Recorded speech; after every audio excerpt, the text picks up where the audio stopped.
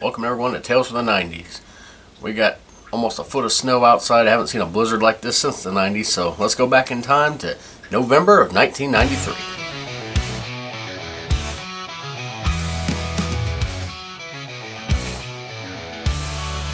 Tales from the 90s never die. In our hearts they testify. VCRs and mixtape spins, where every tale begins. Tales from the crypt, marathons, wrestling wars and morning yawns. Play kickball in the street, man those days can't be beat. Tales from the 90s never die.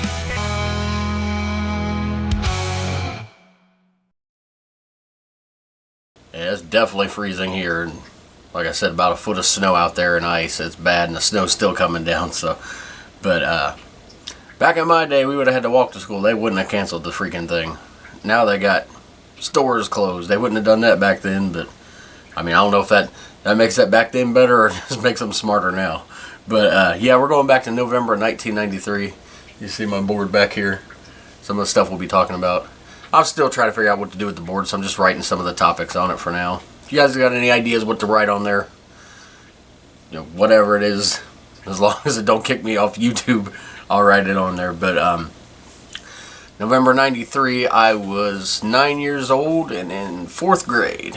Of course, that means Mrs. Weiss. I talked about her before, and I'll be getting back to her again in a few minutes. But before we get into the actual episode, pop my neck here.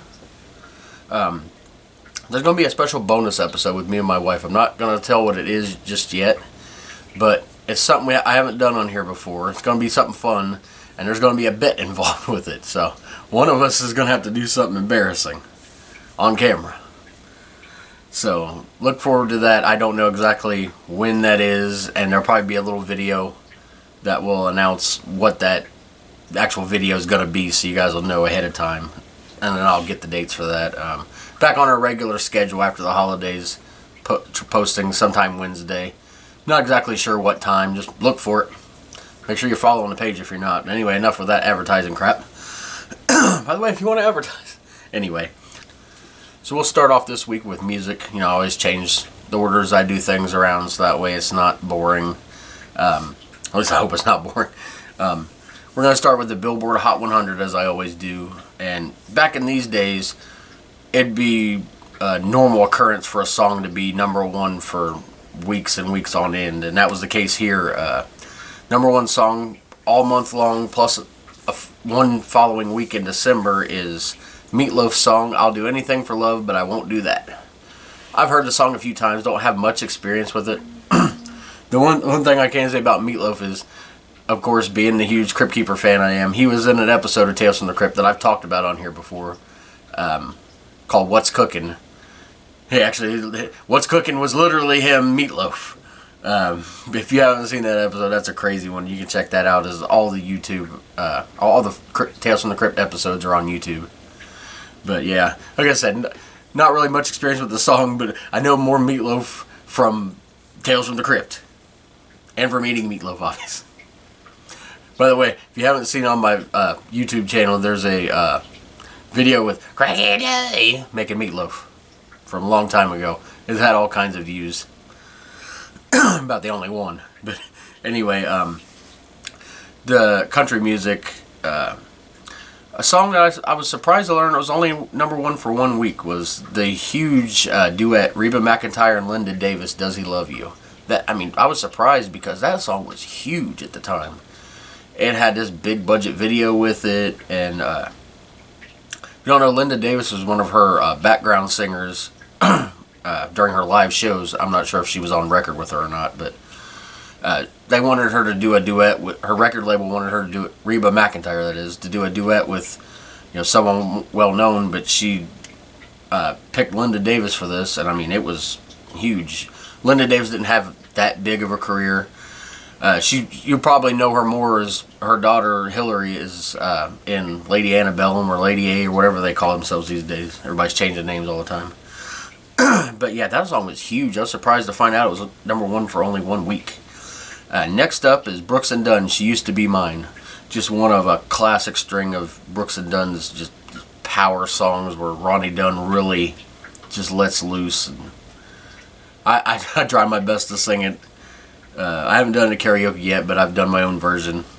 But if you want any of my songs, you can find them on there. I got some original ones. I got some covers if you two don't take it down. I got freaking copyright strike for putting Eagles covers up, so that'll never happen again. Hope I don't get one just for saying their name. Poor guys, they just need so much money. Anyway, next up, Mark Chestnut, Almost Goodbye. That was a great song. Just that was a good thing about the 90s is 90s country is you'd have those fun songs like Friends in Low Places, Achy Breaky Heart, all that stuff, but then you would have these real sad songs. And it's funny that I like the sad ones more than the upbeat ones, because what did I know about Almost Good? Like I said, Almost Goodbye is about this guy that's telling his girlfriend or wife, I don't know who she is, that they almost said goodbye but they didn't, and they're gonna it's kind of hopeful, but it at the same time you still feel like they could break up. Like before the song before, She Used to Be Mine, you can tell what that's about. It's so funny that I identified with these songs and love these songs so much. It's like 9 years old, I hadn't been in any kind of relationship, not that you could be at 9 years old anyway, didn't have a girlfriend or whatever you call it in elementary school, but I love these songs. I'd be like singing at the top of my lungs, like I know about heartbreak. That's just, but I don't know. It was the 90s country that gave me the love for these songs. If I'd have been born these days, I know I'd try not to talk about music these days because I didn't have nothing good to say, but everything is so freaking upbeat or like completely the opposite way. Like there's no in-betweens, it seems like.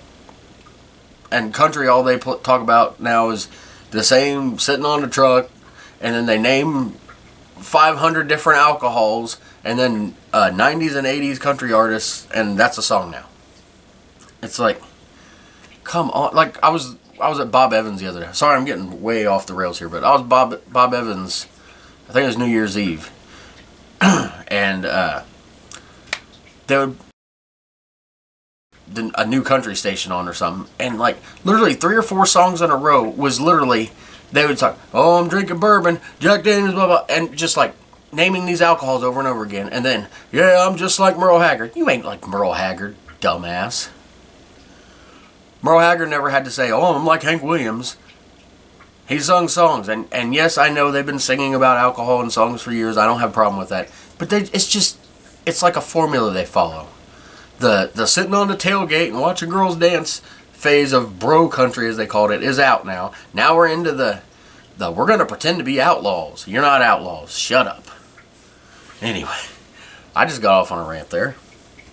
I'm about to record a rant after this. That's another topic. Next song is Alabama's Reckless. Not one of their bigger songs, but still went to number 1. I mean, everything Alabama touched in the 80s and the 90s went to number 1. They had 43 or 44 number 1 hits. I think 43.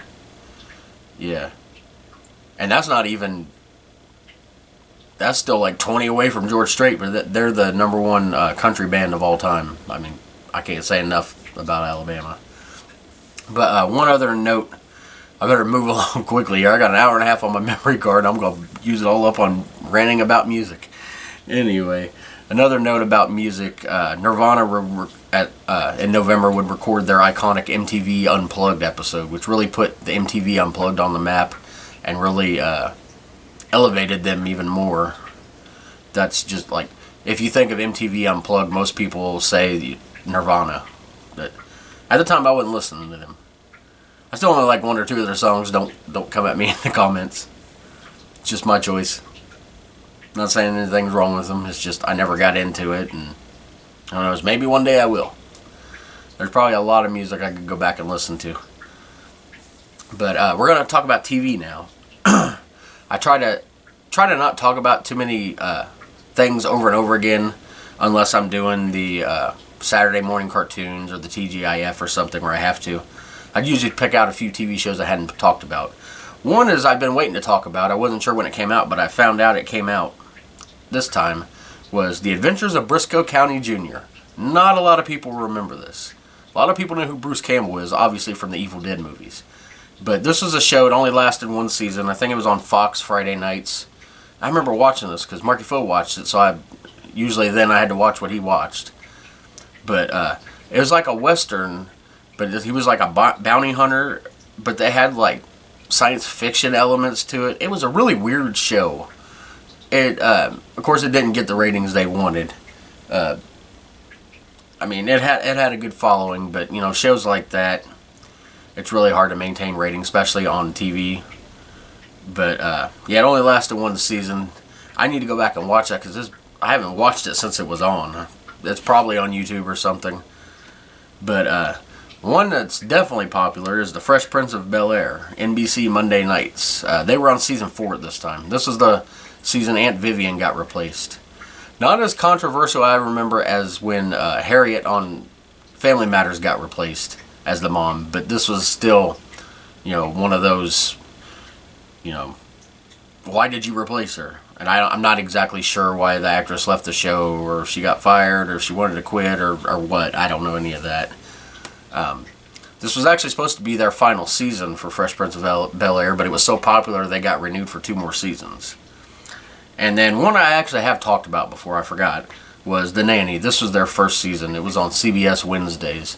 And I remember watching this with Mom, because Mom would watch this on Wednesday nights. And I watched the whole series with my wife, and she still watches it from time to time. But that one's a great show. Just one more thing about The Fresh Prince of Bel-Air. That new one they came out with, I know Will Smith was involved with it, but it's still, I don't know. They try to make it way too serious. Like, the reason that show worked is because it was so hilarious. Yeah, it had the serious moments. You always see those memes of Will and Uncle Phil, you know, when, you know, Will was wondering, you know, about his dad not wanting him, and Uncle Phil hugged him. You know, they had serious moments like that. But the overall show is, they mixed in the comedy. You know, they had the drama in there well, too, but I mean, it wouldn't work without the comedy. This new one is, I'm not going to watch it because it just looks completely dumb. Like, way too serious. I don't know if it has any comedy. If it does, they don't show it on the previews. And I've seen plenty of previews, trust me. They show them all the freaking time. But anyway, as I promised, I'm talking about Miss Weiss. I did not like this teacher. She did not like me. And sometimes I get ideas of what to talk about on the show, and I'll be like, yeah, I remember this time. I better write it down. I don't know when we're going to cover this. I was actually thinking about this. I can't remember what caused me to think about it. I think it was someone, I think I was watching a music video reaction, and someone was like going on about, you know, you should follow your dreams. People told this person they shouldn't be a singer.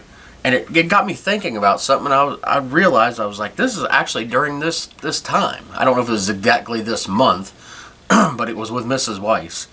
And it's the time that she told me I'm never going to be a singer. Well, she's probably right, because I never did anything with it, but screw you, because I have plenty of people that like my music, and I've had actual songs published, and won contests, so screw you, Mrs. Weiss. Rest in peace. I don't know if you're dead. You're probably too evil to die. I don't know. But anyway, we were supposed to make this project. It was a life size. Well, it was our size. We measured ourselves. It was an art project, but it was for class. It wasn't art class. Where we would make ourselves as what we wanted to be someday, and you know, we'd have our whole body, and then, you know, whatever, you know, color it, whatever, you know, if you were going to be a doctor, you would have doctor stuff on it. And on it, you were supposed to write different things, like, you know, this is why I want to be this. This is what I'm going to do to accomplish it. This is who I look up to for it. And it was it was a big project. And I told her I was going to be a singer, and I started, you know, decorating this guy with his cowboy hat and stuff. And she literally looked me dead in the eyes and said, that's not a real career. You're not going to be able to do that. You really think you're going to be able to do that? You need to pick something that's real. Completely freaking crushed me. I mean, back at that time, I probably couldn't sing anyway. But still, you don't tell a kid that. I mean, if the kid was like, oh, I'm gonna grow up to be a millionaire or something, then I would say, that's not a career or something. Even though for some people it seems to be. But why crush anybody's dreams? I'm sure there's lots of kids that probably said that they were gonna grow up to be a basketball player, and a famous basketball player, or football player, or whatever, and there's probably people that are like, yeah, sure, you're really gonna make it, and they did. So you don't tell kids that. Anyway, I ended up having to choose another career. I chose a cop. I didn't care anymore. I think I looked over and seen somebody else doing it, so I was like, okay, I'm gonna do a cop. So anyway, I took it home. And I had to have my mom help me with it, and she's like, I didn't know you wanted to be a cop. I said, I didn't really, but I gotta pick something. And I told her the whole story, and she's like, you go in and you tell her that you shouldn't talk to you like that, that you can be whatever you want to be. That's what my mom said to me, but I didn't do it because I didn't want to challenge Miss Weiss, because she'd just write me up, send me to the principal's office. Half the time I deserved it. But the other half, there was really some things that she did that was. And it wasn't just me. It was a couple kids in the class that she literally picked on. Like, I know everybody says they got picked on, but I've seen it happen to other people. But yeah, that was that. Never did become a cop, although I do have a master's in criminal justice. So I don't know. Maybe I was half there. Thank you for that, Miss Weiss. Thank you for my $100,000 in debt to the government for my student loans too. Thank you. I've made more money doing music than I have with that degree. That's another story. Let's go into some movies.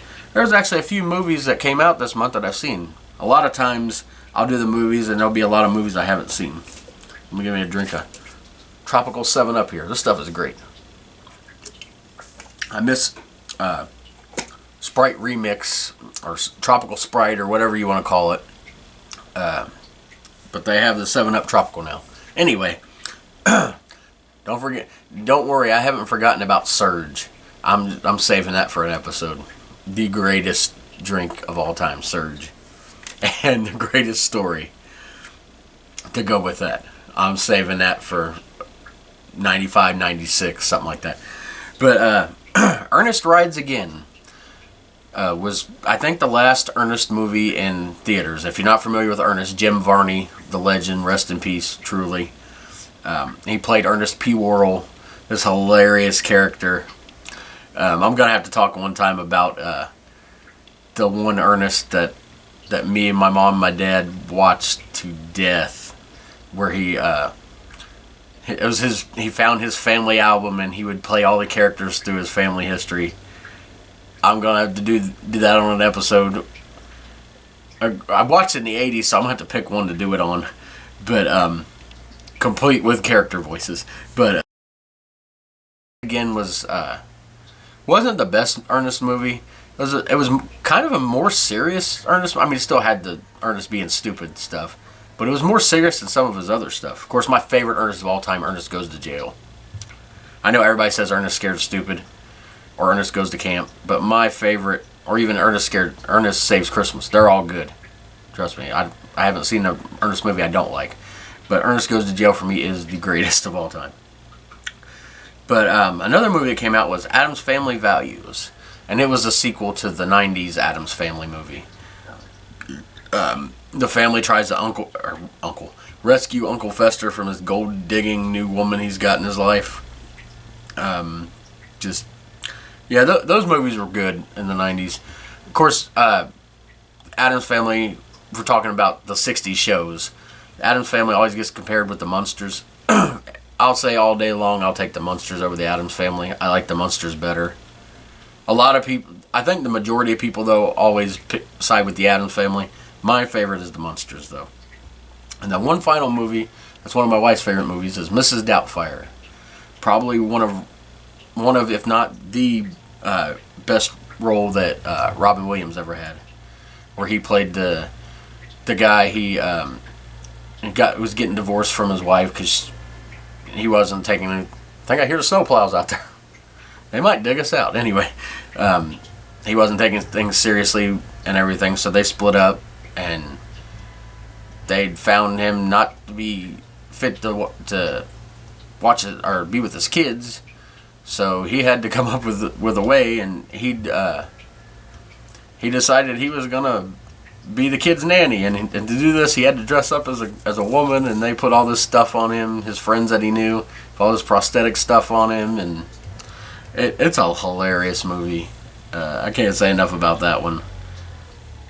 I heard something about possibly doing a redo or a remake of it, or whatever you want to call it.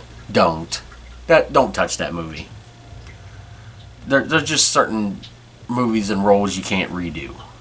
It's just like, to me, when they did the stupid Aladdin remake and they had Will Smith as a genie. Again, you can't replace Robin Williams. Anyway, video games is next. The top selling video games of the month I like when they have these available. They don't have them for every year. But this was, of course, the time of Super Nintendo's Sega Genesis. But they were still selling games for the regular Nintendo. I always call it the regular Nintendo. NES, original Nintendo, whatever you want to call it. But the number one selling game for that was Tetris 2. For Super Nintendo, it was The Lost Vikings. I've never heard of that game. But it was the number one selling game of that month. And of course, this is November. This is the month before Christmas, so it must have been a popular game. But one I definitely remember is from Sega Genesis, Sonic Spinball. Now, my history of Sega Genesis I've talked about before. I had the Sega Genesis 3, which was their third model they came out with. Very late 90s, way after Sega Genesis had been... well, I don't know when it was put out, but I got it way after Sega Genesis had not been in use anymore. And even I think they were in the end of the Sega Saturn. They might have even been into Sega Dreamcast. Sorry, I'm trying to remember. But anyway, it's the Sega Genesis 3. It's like a real slimmed down version of it. But I got some games, and I was actually living in Indiana. I know this was 99, late 99. Possibly early 2000s even. Nope, late 99. Because I got a Dreamcast in 2000. Anyway, one of the games I got was Sonic Spinball. Man, I love this game because it's a pinball game, but you're using Sonic. And there's 3 levels, and I've never beat this game. I've barely got past the first level. I need to go back and play it again. But basically, you got Sonic as the pinball. And you're going through this thing, and you're trying not to get in the slime. And it's not as just simple as it sounds, because you got to go into different parts of the board. But yeah, because I believe there was a pinball element in one of the mini games or something in the original Sonic, or maybe Sonic 2, maybe all of them. I'm not sure. They would later use more pinball stuff for Sonic in Sonic Adventure for Sega Dreamcast, my favorite Sonic game of all time. Just barely beating this one. Yeah, in that one you gotta get 400 coins in order to get out of this garbage pit at the casino. But anyway, I had this game for Sega Genesis, and I actually bought this on Amazon as a computer game, so I still have it on here. So I have it on here, plus I have emulators, so I have it on there. It's a lot of fun to play. Like, I still want to beat this game so bad someday. It's just so hard, especially that second level.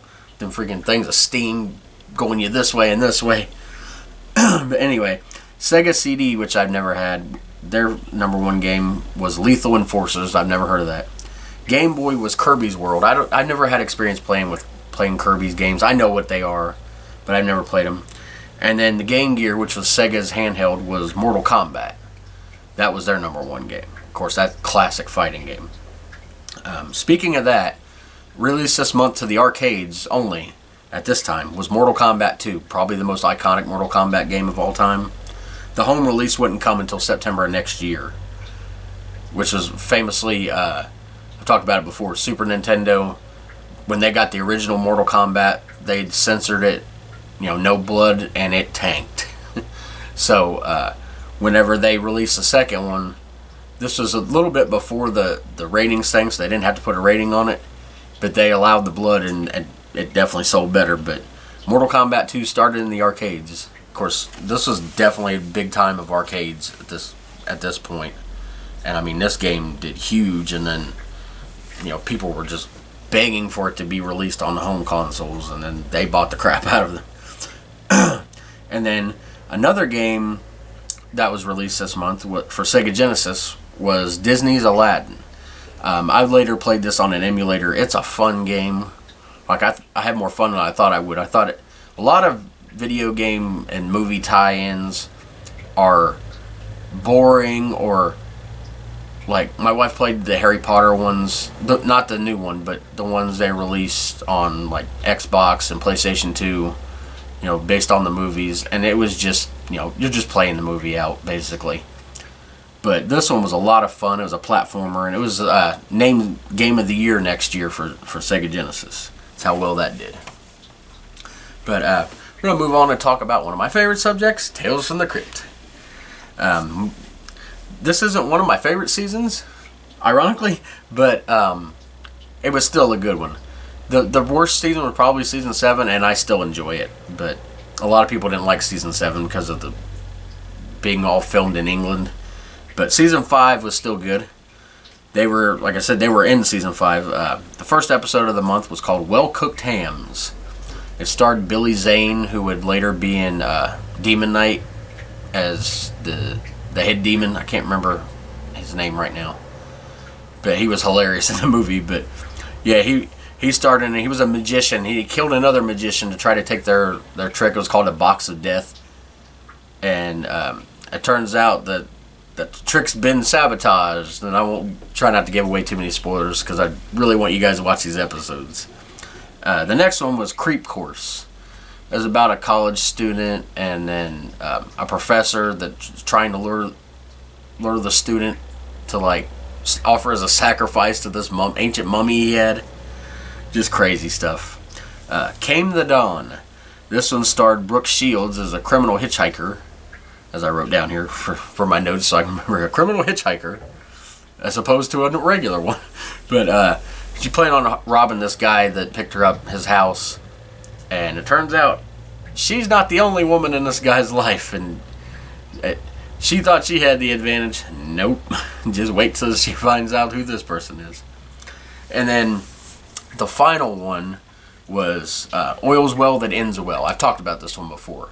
It starred John Kassir, the voice of the Crypt Keeper, and he was one of the partners. It's basically these people scam people into thinking there's oil and to steal their money. Well, they found real oil this one time, and just all crazy stuff happens again. And this was also the first season of Tales from the Crypt Keeper, the cartoon version. Their episodes were Hide and Go Shriek, if there was ever a Crypt Keeper phrase there, Hide and Go Shriek. Fair Tonight, which was based on... They're all based on the comic books, obviously, but I've read the... not read. I have on here, on my computer, it's a CD. It was like a throwback radio, when they used to do the radio dramas in the early 1900s, like they would do horror shows. You just listen to them on the radio before they had TV. Well, that's what this was. It was Tales from the Crypt, and I think it was 4 or 5 stories, but this is one of them that's on here. It plays all the time. Like, I'll have it randomly on here, and they'll have a scene from it just pop up and play. Very good one. And then the last episode is The Gorilla's Paw. Just basically a retelling of The Monkey's Paw, which has been done in the 1972 British Tales from the Crypt movie and the Tales from the Crypt series. I believe I've talked about it before. One thing I want to talk about is someone that probably not a lot of people remember. I don't even know her last name, but her name was Dorothy. And she lived next to us when we moved to Norwood. Sweet old lady, but you could tell she had Alzheimer's disease. And sadly, that's what my granny ended up getting and dying from. That just one of the worst ways I could possibly imagine to die. Like, yeah, cancer is bad. I'm not trying to compare or say, oh, people with cancer don't have it bad. Not at all. Not at all. I'm just saying, but having your mental faculties, and I don't know, maybe in some diseases that are that are harsh, maybe you wouldn't want to know what's going on. But like, I couldn't imagine, not knowing who people are, not knowing what's going on, being confused. Nobody really knows how an Alzheimer's patient feels like when it gets really bad, because they can't really convey their feelings. So all doctors and people that study them can do is just guess, but who knows what goes on in their heads. And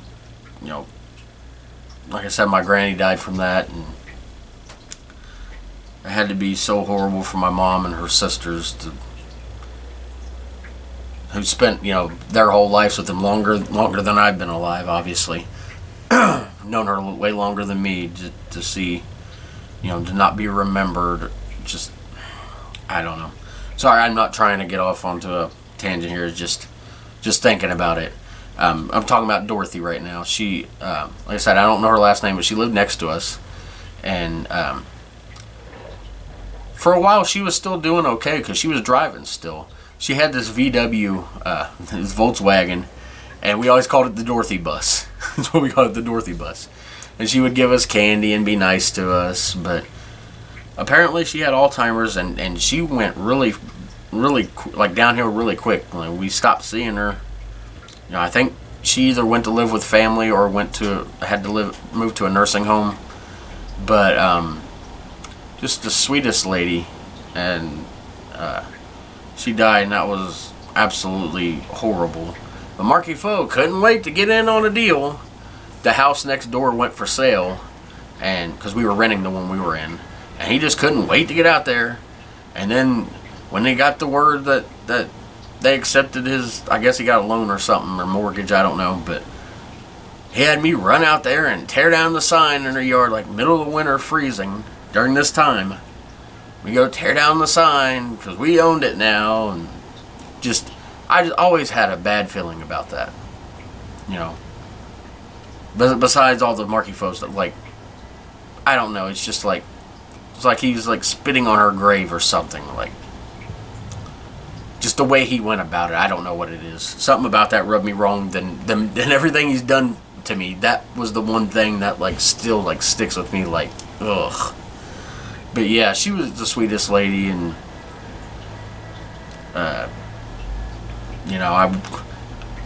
didn't want to get her house that way, certainly. Marky Foe apparently didn't give a crap. But yeah, just wanted to talk about her. Everybody has these, people in their lives. A lot of them are older people that they just remember from being kids, as, oh yeah, that person was she was the grandma for the whole street. She gave out candy. Everybody went to, not everybody has that, but the ones that do, you'll completely get what I'm saying. And, these days it's hard to trust anybody. Don't take candy from, our parents knew her, so it wasn't like we were taking candy from strangers. But, yeah, like I said, these days you can't really do that anymore. But for anybody that grew up in my time period and, actually got to know their neighbors, it was, she was a special lady. We're going to talk about sports now. Of course, this November football time. The top teams in the AFC for NFL were the Dolphins, the Bills, and the Chiefs. And for the NFC, it's the Giants, 49ers, and Cowboys, which none of those made the playoffs this year. The Bills and the Chiefs, of course, made it for the AFC. I swear they threw that game against the Broncos so they didn't have to face us in the playoffs. But anyway, that was the top teams in NFC. And then the Cowboys beat the Bills in the Super Bowl, in January. But Bengals at that time were an abysmal 1-10. Tied dead last with the Patriots, and we'd finished last, and I don't know if we were last in the whole league, but in our division, certainly. The 90's were a bad time for the Bengals. Not too much better for the Reds, except the early 90's. So, a lot of my personal stuff of talking about them, my teams just, they sucked. Just put it that way, they sucked. But, some other football news. Don Shula, of course, longtime legendary coach of the Dolphins, he became the coach with the most wins in history, and he still holds that record. I believe he's 12 wins above Bill Belichick. So in case Bill Belichick ever makes a comeback and can beat him, Don Shula's probably going to have that record possibly forever, the way they fire coaches these days. They blame the coaches more than the players that are staking up the field. But at this time, the NFL also announced their 30th franchise would be coming, and that would be the Jacksonville Jaguars. And, of course, being November, college football, that means Ohio State's playing Michigan. We were number 5, but we got killed. I think Michigan was unranked. I'm not exactly sure, but we got murdered by them 28-0, and then go on to lose the Holiday Bowl. So not a good year for Ohio State, at least at the end of it. In real time here, we're in the semifinals this Friday against Texas, and we win that, we go to the national championship. So yay now. But Florida State was actually national champion that year. They were named national champion back when they just did it based on polls. It's a lot better now when you got to actually play to win these things. Baseball, they were off, obviously, but their awards came out, and Greg Maddux won his second Cy Young award in a row. The year before had been with the Cubs, and then he got traded to the Braves, and I think he got traded. That or free agency, I'm not sure. But, of course, that started a legendary run there, and he won his second in a row. And then in NASCAR, they had their final race. Rusty Wallace won the Hooters 500 at Atlanta Motor Speedway. And based on points and stuff, Dale Earnhardt, after that race, was named the NASCAR champion. That was his 6th in a row. Of course, he'd go on to win 7. But, yeah, definitely a big year for number 3. A lot to talk about here with wrestling coming up. We've got 2 pay-per-views this month. WCW Battle Bowl was November 20th. This was their first and only pay-per-view called Battle Bowl. They had the Battle Bowl tournament a year before, and the year before that at Starrcade, and they'd end up having it again at 96 Slamboree.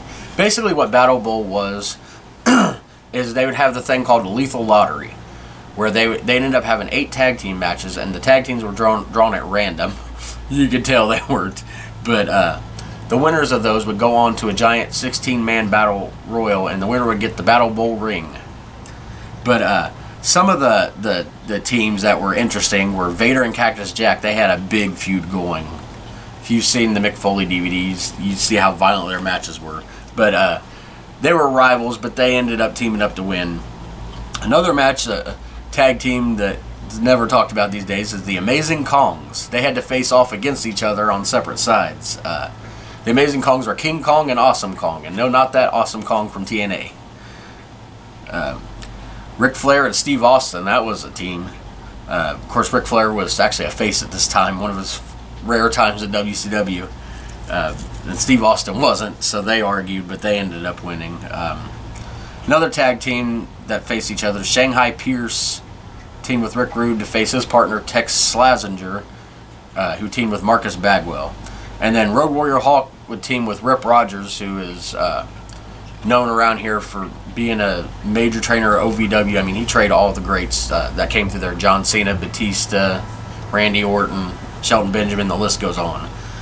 But he's been at Supreme Wrestling a few times, doing seminars and just watching the show. So definitely well known around this area.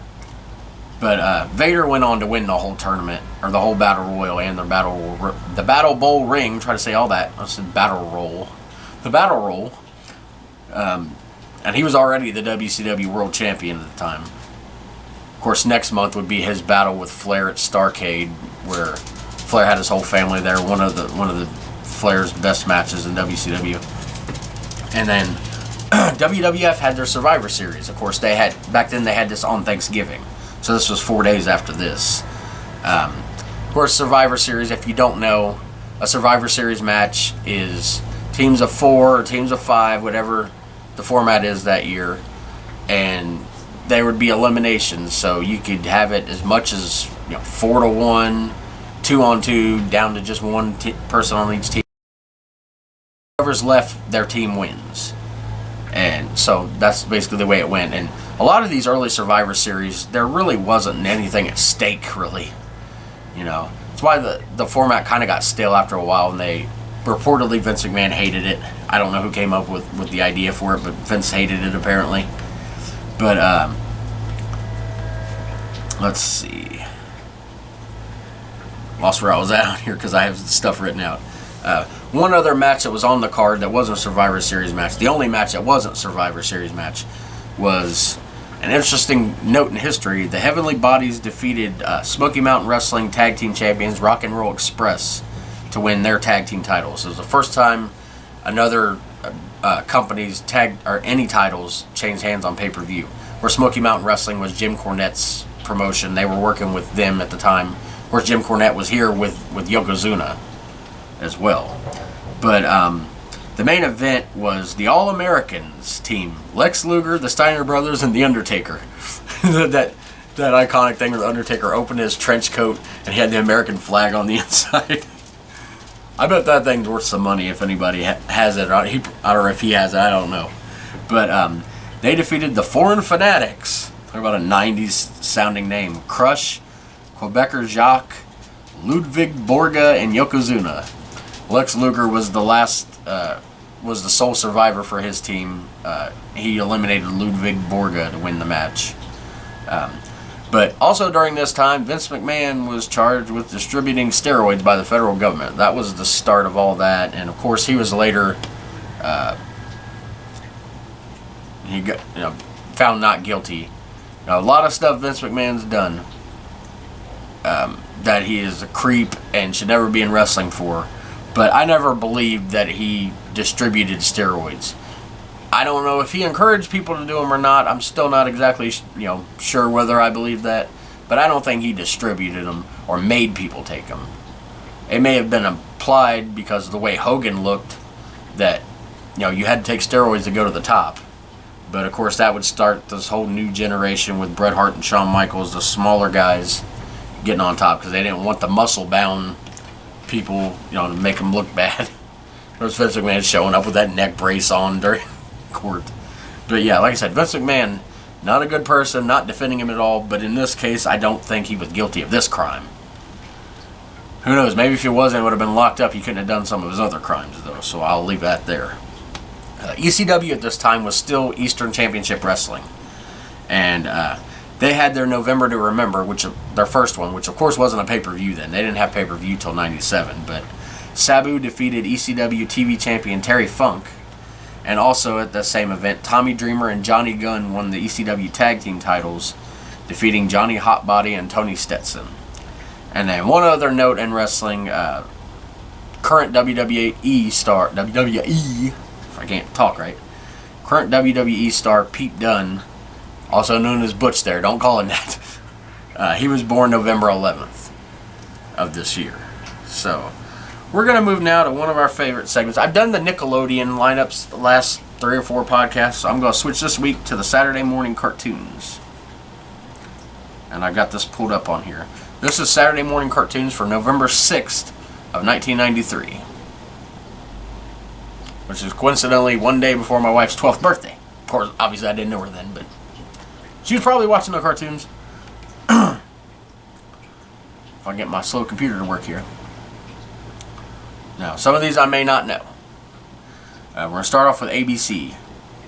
Crow. Never heard of that. CRO. Never heard of that.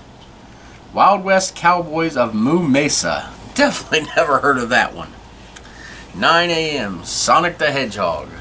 Love that cartoon. Jaleel White voiced from Urkel, played Urkel on Family Matters, voiced Sonic. Great cartoon. Of course, just like with Mario, it got popular. They came out with cartoons. So did Sonic. 9:30 a.m. The Addams Family cartoon. Love that one too. That was a very underrated cartoon that don't get talked about much these days. And then 10 a.m. as I just talked about, Tales from the Crypt Keeper. Hide and Go Shriek. Gotta love Tales from the Crypt Keeper. It was kid-friendly Tales from the Crypt, but still the same type of jokes, just he didn't go as far. And his voice, he said in an interview, he did his voice a little different so he didn't sound as kitty, as creepy to the kiddies. See where my mind's at. Kiddies. 10:30 to 11:30 was the Bugs Bunny and Tweety show. For 5 minutes, 11:25 between cartoons, was Schoolhouse Rock. That was the shorts that they always had. 11:30, City Kids. Don't remember that one. Then at noon, Land of the Lost. I'm assuming that was the 90s version of Land of the Lost. I talked about them on Nickelodeon a few weeks ago. I love the 90s version. The 70s version I've seen since, and I don't really like it. It's so cheesy. The 90s is too, but it doesn't look like it was filmed on a potato. But we go to CBS. Marsupiami? Marsupiami. Never heard of that one. And of course, this was when they had, before they got partnered with ABC, Disney, I should say. Before Disney was partnered with ABC, they had a partnership with CBS. The Little Mermaid was on at 8:30. I've never watched the Little Mermaid series. I've seen the movie. Then Garfield and Friends had their season finale. It was an hour-long episode. I love Garfield and Friends. I love the Garfield and Odie part and the Friends on the Farm part too. Both of that is fun. And then all new Dennis the Menace. I don't know if I've seen that one. I've seen the Dennis the Menace cartoon. If all new Dennis the Menace is different, I don't know. If it is, I'll have to look into it. And then for an hour, we got 2 episodes of Teenage Mutant Ninja Turtles. That classic series that started in '87.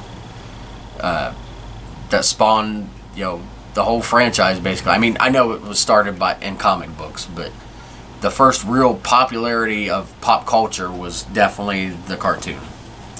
Cadillacs and Dinosaurs. Never heard of that. Beakman's World. I've heard of that, but never watched it. Then on Fox, we've got Dog City. Never heard of it. Sorry, there's a lot of never heard of it's on here. If I heard of it, I don't remember it. And then, oh no, another one to add to my Looney Tunes 1,000 names for the cartoons. Droopy, Master Detective. We've had the Tweety and Sylvester Mysteries. Now we've got the Droopy, Master Detective. Oh, I just love these different shows. I have 9 o'clock Bobby's World. That classic cartoon. Howie Mandel. Sort of the forerunner to Life with Louie. Eek the Cat. Eek the Cat was a popular one, but I never watched it that much. And then Tiny Toon Adventures. This is before WB got their own network. They had Tiny Toon Adventures on. That was definitely a classic one. I've seen the recent one, Tiny Toons Luniversity, I think it's called, on Max. That's a good one. It stays kind of close to the original one. It doesn't try to be too new, if you want to call it that. And then 10:30, Tasmania. Tasmania. Remember that song? I always watch this at like 3:30 in the afternoon when I get home from school. Before I discovered Boy Meets World. I would watch that. And then at 11 o'clock, X-Men. Huge fan of that cartoon.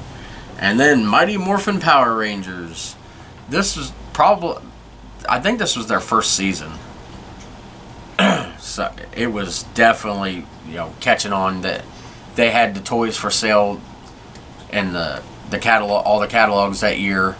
Like really the first, it went huge. Like you've seen my huge Megazord before, but I mean, once Power Rangers came out, it didn't take long for that to catch on. I remember watching the first episode. Not exactly sure what it was going to be. I'd seen some of the commercials. Not exactly sure what it was going to be, but I was hooked from the very beginning. And, until they went to space, I watched it. I didn't watch after that. I may watch someday. I've got the whole series up into space. And then NBC, of course, was known as more of the teen stuff, not cartoons. So a lot of it I'd never heard of. Like Name Your Adventure, I've talked about that before. I've looked it up. It's not Choose Your Own Adventure, but it's, sort of similar, but not exactly the same. I don't know what I'm trying to say. I've never seen it. California Dreams, never seen it.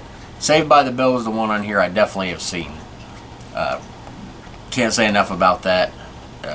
Screech, obviously the standout character, just like Urkel was in Family Matters.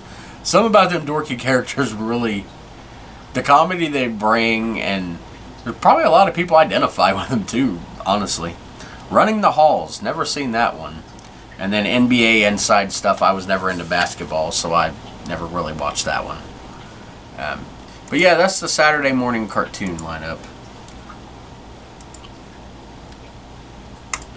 And one other thing I'll talk about before we go is the TGIF lineup. Family Matters was in their 5th season. And actually, an episode in this season was the first appearance of Stefan. Of course, his character where he's ultra cool, because I was just talking about Urkel. And the first episode, Laura didn't want to see him again because he turned into a jerk.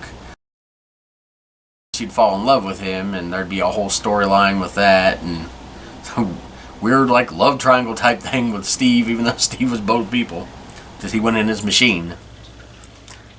Boy Meets World was in their 1st season.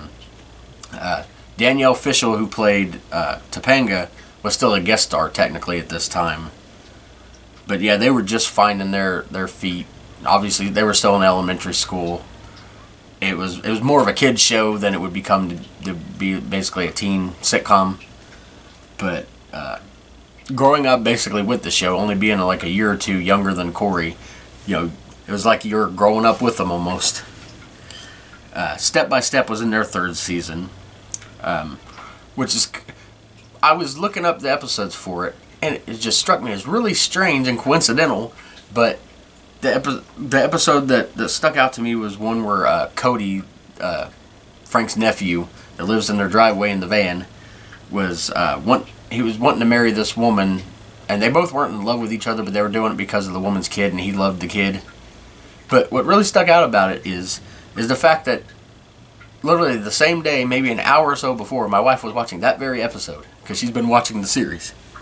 So it's just strange how I was planning on talking about this time, and it's the exact time she's watching. Just kind of weird coincidental stuff there. And then Hanging with Mr. Cooper was in the 2nd season. I don't have a ton of memories about that. I've watched it, but I don't remember a whole lot about it. So that's one I want to go back and watch. Hanging with Mr. Cooper. And so hopefully you guys have enjoyed this podcast. Hopefully it's moved along pretty quickly. I kind of got off on some tangents there. I didn't mean to, but that's kind of what happens when I have a loose format of stuff to talk about, and I just, I don't try to script much out because it would be lame and boring that way. I could just write a post on Facebook if I wanted to write something out. I just write the facts so I can remember them and then try to give my own spin on it. But next week we're going to be going about, 7 months in the future from November of 93. We're going to be going to June of 1994. I was 10 years old and just finished 4th grade, done with Miss Weiss, thank God. But that is going to be episode 14. I can't believe we're so far into this so far. And of course that bonus episode will be coming out soon, so look for that. Thank you for joining us, whether you're on here on Facebook, YouTube, or listening on Spotify. Thank you guys, and we'll see you next time.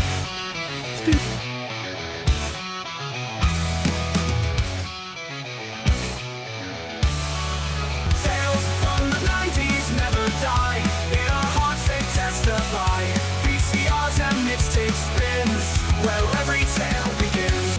Tales from the crypt, marathons, wrestling wars.